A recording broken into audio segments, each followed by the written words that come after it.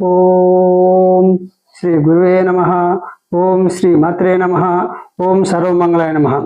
ఈరోజు హస్తరేఖ జ్యోతిష్యంలో భాగంగా ఇప్పుడు మేషరాశి వారికి ఏప్రిల్ 2025 నుండి అక్టోబర్ 2025 మధ్య అనేటువంటిది ఏలినాడు శని అష్టమ శనిగా ఉంటుంది.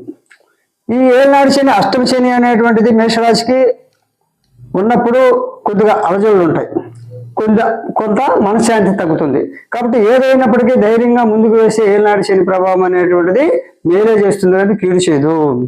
కాబట్టి మేషరాశి వారు ఏలినాడు శనిలో అష్టమ శని ఉందని, అర్ధాష్టమ శని ఉందని, లేదా ద్వాదశంలో శని ఉన్నది అనే భావం లేకుండా ధైర్యంగా ముందుకు అడుగు వేయండి, మంచి ఫలాలు పొందండి. అదేవిధంగా మేషరాశికి 2025 మార్చి నెల ఇప్పుడు గతంలో ఏలినాడు శని అనేటువంటిది మకర రాశికి మేన రాశికి ఉండేది. అంటే ఆ ప్రభావం అనేటువంటిది అంటే కుంభరాశికి మేన రాశికి ఉండేది.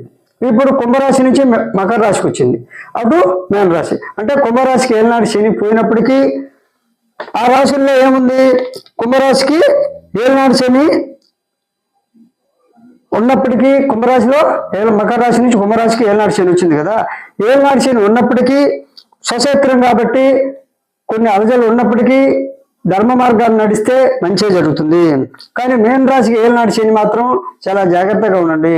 ఏలినాడు శని ప్రభావం అనేటువంటిది ధర్మ మార్గాన్ని నడిస్తే ఆ శనీశ్వరుడు మిమ్మల్ని మీకు రక్షణ కవచంగా ఉంటాడు. కాబట్టి ఏలినాడు శని అనేటువంటిది మేషరాశికి ఏప్రిల్ 2025 నుంచి అక్టోబర్ 2025 మధ్య ఉంటుంది. ఏదో ఒక రూపంలో పీడిస్తూ ఉంటాడు. జాగ్రత్త.